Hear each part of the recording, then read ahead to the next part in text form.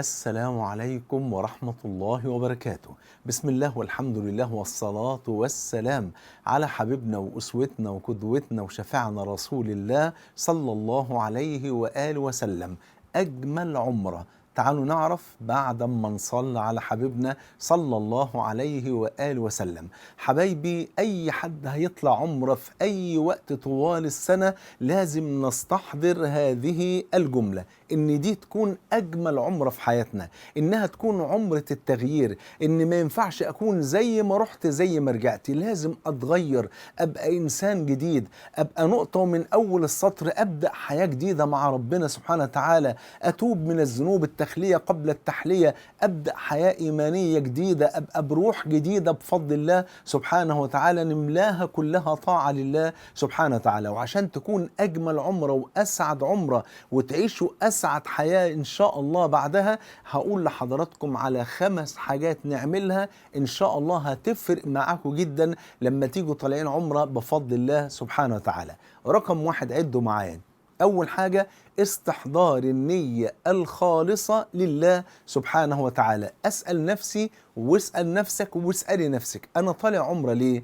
مش عشان يتقال إن أنا اعتمرت، مش عشان أعمل من هناك تليفونات وأقول لفلان أنا دلوقتي قدام الكعبة، أو أنا دلوقتي في الحرم، أو أنا دلوقتي بطوف أو بسعى. لا، خلي الأمور كلها في الطي والكتمان. العبادات بالذات لابد أن تكون في الكتمان، عشان هي أقرب للإخلاص وأقرب للقبول بفضل الله سبحانه وتعالى. طالع عمرة، يبقى اللي يعرف فقط هم اللي حواليا، أسرتي، وأطلع مش لازم أعرف الدنيا كلها أنا طالع عمرة، أطلع خالص لوجه الله سبحانه وتعالى، لأن الله عز وجل كما قال النبي صلى الله عليه وسلم كما عند النسائي بإسناد حسن، قال صلى الله عليه وآله وسلم: إن الله عز وجل لا يقبل من العمل إلا ما كان خالصا وابتغي به وجهه. الله أكبر. فلا رياء ولا شهرة في تلك المناسك. عشان كده بقول لحضراتكم برضو بلاش التصوير البث المباشر أثناء الطواف، يبقى واحد ماسك الموبايل وعامل بث مباشر وأنا دلوقتي قدام الحجر الأسود،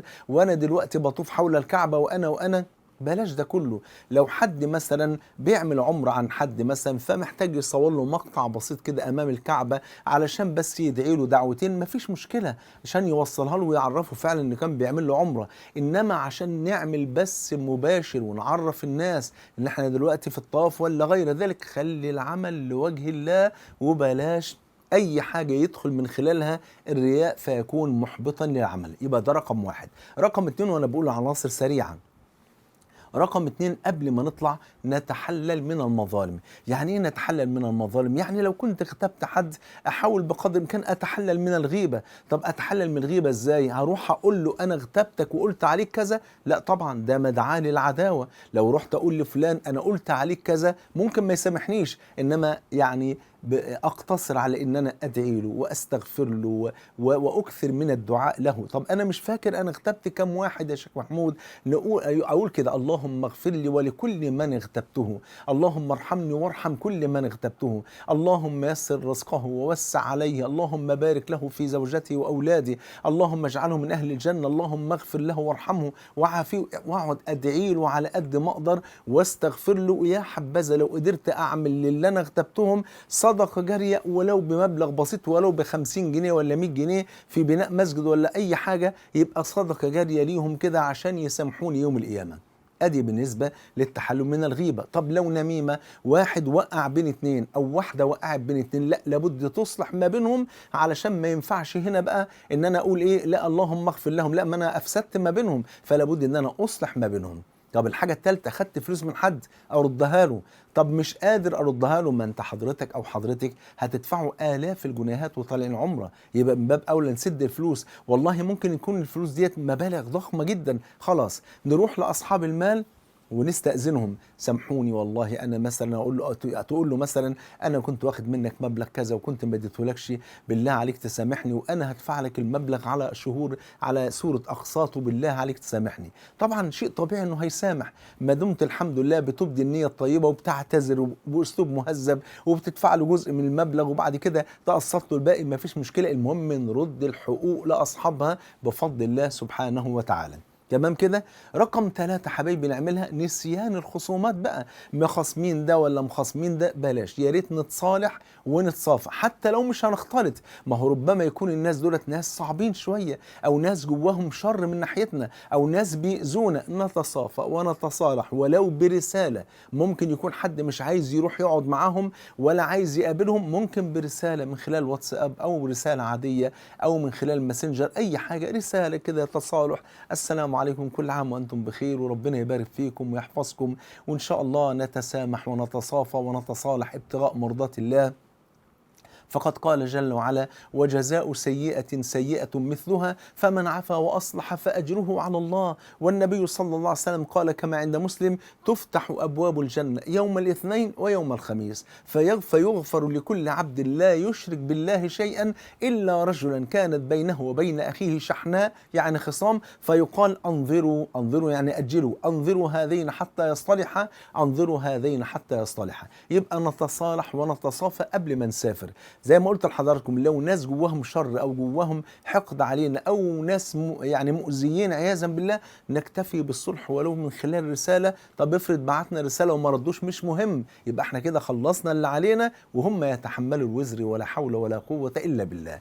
يبقى رقم 3 نسيان الخصومات. رقم 4 إن إحنا نسافر للعمرة بمال حلال حتى يقبل الله منا هذا العمل. قال النبي صلى الله عليه وسلم كما عند مسلم: ذكر الرجل أشعث أغبر يطيل السفر يمد يديه إلى السماء ويقول: يا رب يا رب، بس عنده مشاكل، مطعمه من حرام ومشربه من حرام وملبسه من حرام وغذي بالحرام. فالنبي صلى الله عليه وسلم بيقول: فأنى يستجاب له؟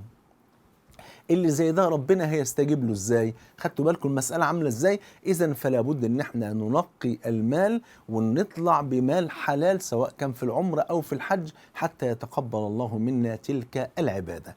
رقم 5 حبايبي، نتعلم قبل ما نسافر، نتعلم كيف نعتمر. لأن بعض الناس بتدفع فلوس قد كده، مبالغ ضخمة جدا، ويسافروا يعتمروا ويخطئوا في العمرة، ثم لما يرجعوا يبدأوا يسألوا. لا، نتعلم فقه العمرة وفقه الحج قبل ما نسافر، عشان لما نطلع عمرة نبقى عارفين احنا بنعتمر ازاي بفضل الله سبحانه وتعالى.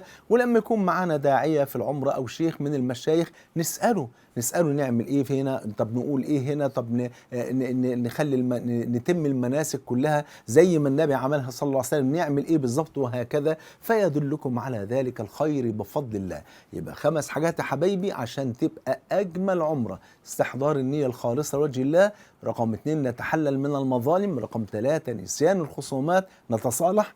رقم 4 نسافر بمال حلال. رقم 5 نتعلم كيف نعتمر قبل أن نسافر إلى العمرة بفضل الله سبحانه وتعالى. وإحنا بقى في العمرة بقى على قد ما نقدر بقى، ودي النصيحة السادسة، دي آخر حاجة، إن إحنا نشغل وقتنا ذهابا وإيابا وإقامة هناك، بنشغل نفسنا دايما بطاعة الله، بالصلاة في الحرم على قد ما نقدر بفضل الله سبحانه وتعالى، ونعمل كل حاجة تقربنا من ربنا، وما نضيعش وقتنا في الذهاب إلى الأسواق. لا مانع أن نذهب إلى الأسواق، ولكن يكون فترات بسيطة جدا من أجل شراء بعض الهدايا، لكن ما نضيعش وقتنا كله خارج الحرم. خلوا وقتكم أغلبه في الحرم بفضل الله سبحانه وتعالى. ربنا يتقبل منا ومنكم صالح الأعمال. جمعني الله وإياكم مع الحبيب المصطفى صلى الله عليه وسلم في الفردوس الأعلى. بحبكم في الله، والسلام عليكم ورحمة الله وبركاته.